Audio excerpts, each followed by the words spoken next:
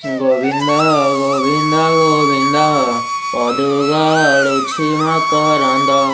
ସେ ମକରନ୍ଦ ପାନ କରି ହେଳେ ତରିଲେ ବ୍ରଜ ନାରୀ।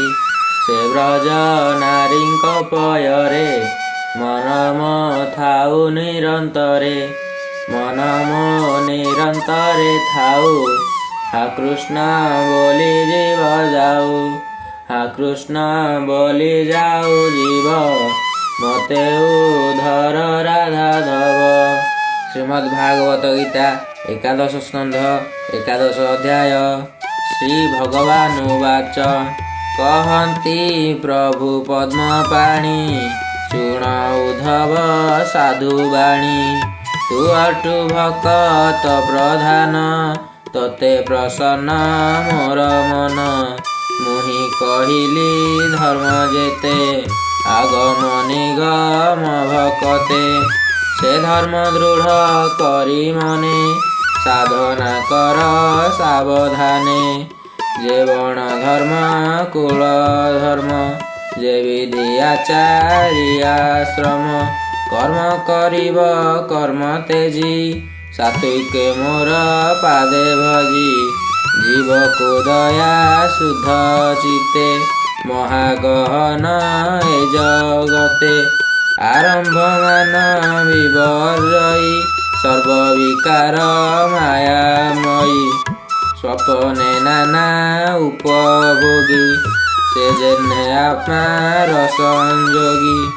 ମଣଇ ସତ୍ୟ ପ୍ରାୟ ତାହା ଦୃଷ୍ଟି ଶ୍ରବଣେ ବିଷ୍ଣୁ ମାୟା।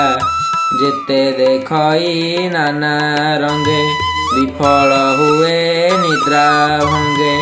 ଏ ମାୟା ତ୍ରିଗୁଣେ ଜଡ଼ିତ ବ୍ରହ୍ମାଦି ପ୍ରଚବଣ ଜଗତ। ଏଣୁ ପ୍ରବୃତ୍ତ ଧର୍ମ ଏଡ଼ି ନିବୃତ୍ତ ଧର୍ମେ ଚିର ଧରି। ସାଧୁ ସଙ୍ଗମେ ସେବା କରି ଧର୍ମ ସାଧିବ ଶିକ୍ଷା ଧରି। ଶ୍ରୁତ କଳତ୍ର ଧନ ପ୍ରାଣ ଯେ ମତେ କରେ ସମର୍ପଣ।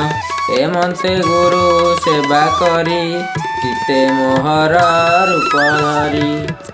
ଏ ଜୀବ ମାନ ଅହଙ୍କାର ମଦ ମତ୍ସର ଯେ ବିକାର। ସୁହୃଦ ଭାବେ ଶୁଦ୍ଧ ଚିତେ ନିର୍ମଳ ହୃଦୟ ବିଭୂତେ। ଜ୍ଞାନ ଅଭ୍ୟାସୀ ଅବିରତ ଚଞ୍ଚଳ ନ କରିବ ଚିତ୍ତ। ସମତା ଦୃଷ୍ଟି ସତ୍ୟ ଭାଷା ନିତ୍ୟ କରିବ ଏଣେ ଆଶା। ଗଗନ ଯେହ୍ନେ ସର୍ବଶୂନ୍ୟ ସେ ରୂପ ହୋଇ ଉଦାସୀନ। ବିମୁକ୍ତ ବଦ୍ଧ ମହାଶୟ ସମ୍ପଦ ବିପଦ ସଞ୍ଚୟ। ସର୍ବ ଦେଖିବ ବିଷ୍ଣୁମୟ ଧରିବ ଉଦାସୀନ ଦେହ।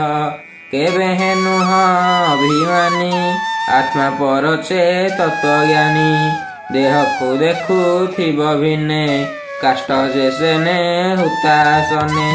ଏମନ୍ତେ ଗୁରୁ ବାକ୍ୟ ଜାଣି ଅବସ୍ତୁ ପ୍ରାୟ ସର୍ବମଣି। ଜଗତ ଦେଖି ମୟୁମୟ ଛାଡ଼ିବ ସକଳ ସଞ୍ଚୟ। କର୍ମ କରଣେ ଫଳ ପାଇ ପ୍ରାଣୀ ଯା ଅବଶ୍ୟ ଭୁଞ୍ଜଇ। ସ୍ୱତନ୍ତ୍ର ନୁହେଁ ସର୍ବକାଳେ ଦୁଃଖେ ଭ୍ରମଇ ଏ ଶୟଳେ। ଜୀବର ଦେହ ବଦ୍ଧ ପାଶ କେବେ ନାହିଁ ସୁଖ ଲେଶ। ନିଛାଡ଼ ବନ୍ଧନ ପୟରେ ବନ୍ଦୀ ଯେ ସନେ ବନ୍ଦୀ ଘରେ। କାଳ ବଞ୍ଚଇ ଦୁଃଖ ସହି ମୂର୍ଖ ପଣ୍ଡିତ ଭେଦ ନୋହି। ଦାରୁଣ ଦୁଃଖ ସୁଖ ମଣେ ଦୁଃଖକୁ ସୁଖ ପ୍ରାୟେ ଗଣେ। ଏମନ୍ତେ ବୃଥା ଅହଙ୍କାର ଜୀବ ଭ୍ରମଇ ନିରନ୍ତର।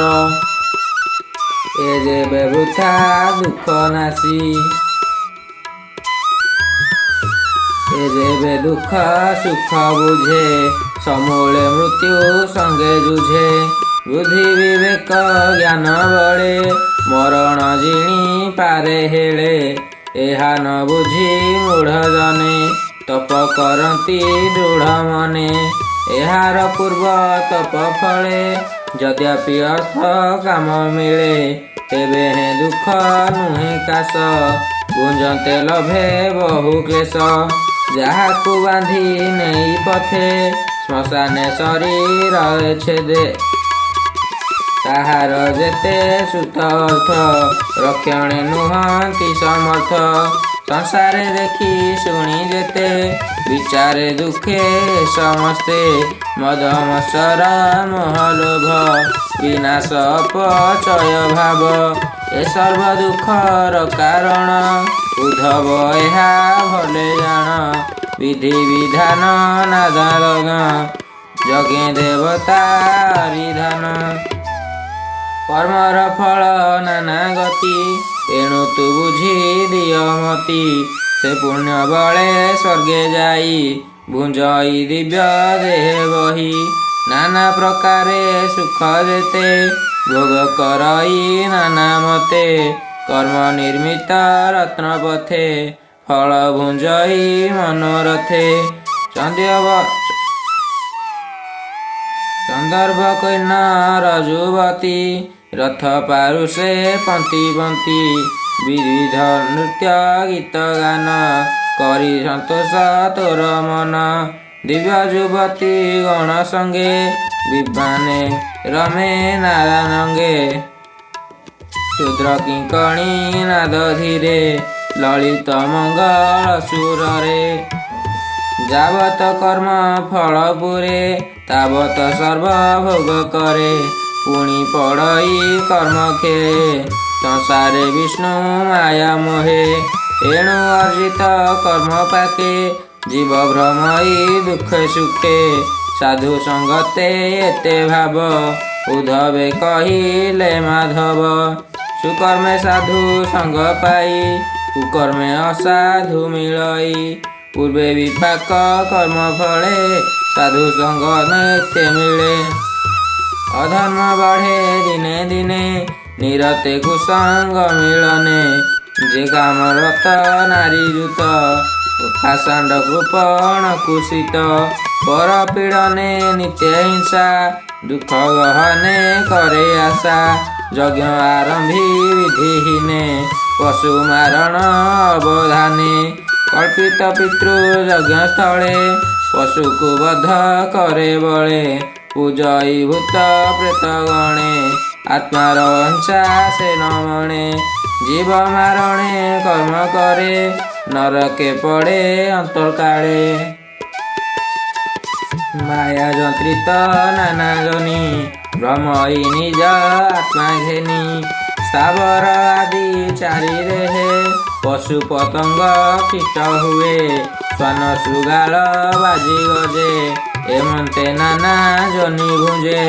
ଅଶେଷ କୋଟି ଜନି ଭ୍ରମି, ଅର୍ଜିତ କର୍ମେ ପଥ ଶ୍ରମି।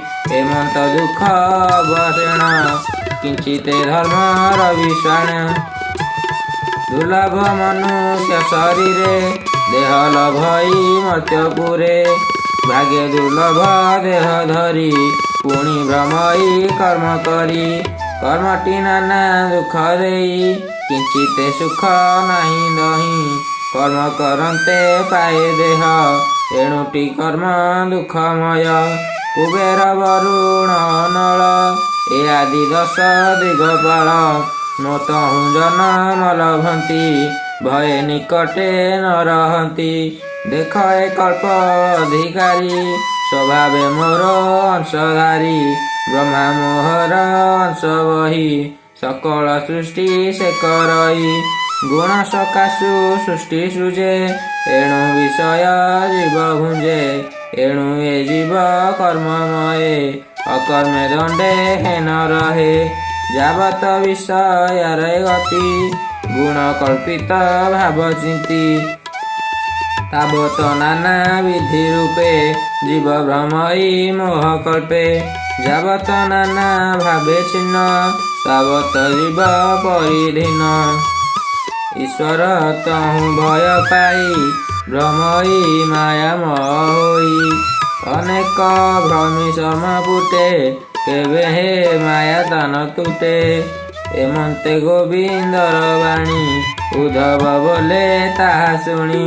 ପ୍ରଣାମ କରି କୃଷ୍ଣ ପାଦେ, बोले आनंदे गद गदे शुण हे प्रभु दामोदर त्रिगुणे जात ए शरीर जीवन अछि देह मध्ये निर्लेप परम आनंदे गुणे बंधन नाही तार स्वभावे निते निर्विकार तार बंधने तीन गुणे तू नाम बोलू कि कारणे केमते नहे ता बंधन कह हे देव कि नंदन कि रूपे थाई अंतर्गते संसारे विहरे केमते केते लक्षणे ताकू जानी केमते भक्षे अन्न पाणी कि रूपे प्ररचई जने आसन भोजन शयने निश्चले रहे केउ स्थाने कह केशव तो क्षमने तू नाथ मोर प्राणपति